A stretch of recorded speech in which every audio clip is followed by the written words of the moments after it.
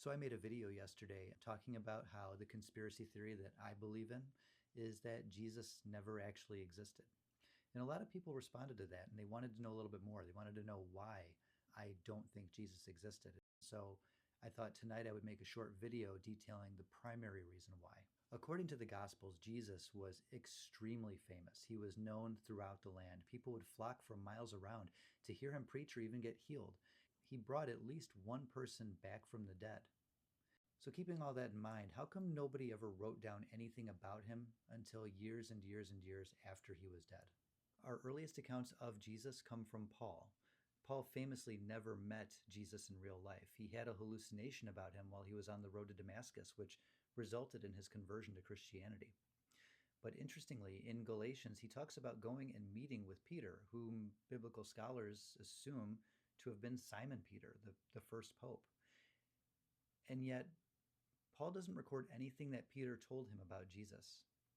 You would think that there would be a mad rush to record everything that those apostles remembered about what Jesus said and did, what he was like when the crowds weren't around, all of the things that he told them.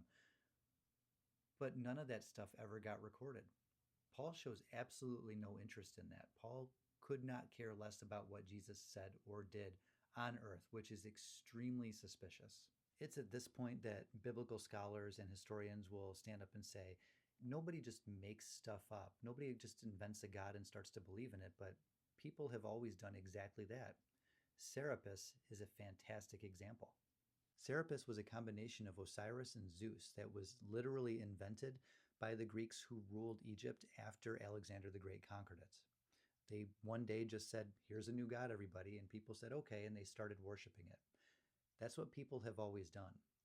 How do you think the Heaven's Gate cult thing happened? People just made up the stories and then other people believed in them. It's not that complicated. At this point, fundamentalists will usually say something like, Jesus is more well attested than Socrates, but this is also not true. While Socrates never wrote a book himself, he's extremely well attested by contemporaries. There was a Greek playwright whose name I can't even begin to pronounce, who wrote a play called The Clouds that was satirizing Socrates. But beyond that, we know that Plato was a student of Socrates. Whether or not his dialogues actually represent the teachings of Socrates is another question, but we know that Plato was a student of Socrates. Beyond that, we know that Aristotle was a student of Plato. Beyond that, we know that Aristotle was one of the tutors of Alexander the Great. So we know for a fact that these men existed, and Socrates is actually unusually well documented for somebody from his era that never wrote a book and never conquered a country. Personally, I would expect somebody who was as supposedly famous as Jesus was to be much more well documented.